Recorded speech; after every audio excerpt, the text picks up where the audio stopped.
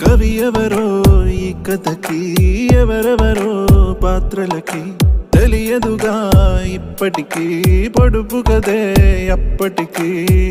మనమంటూ అనుకున్నా ఒంటరిగానే మిగిలున్నా, ఇందరిలో కలిసున్నా వెలితిని నేను చూస్తున్నా.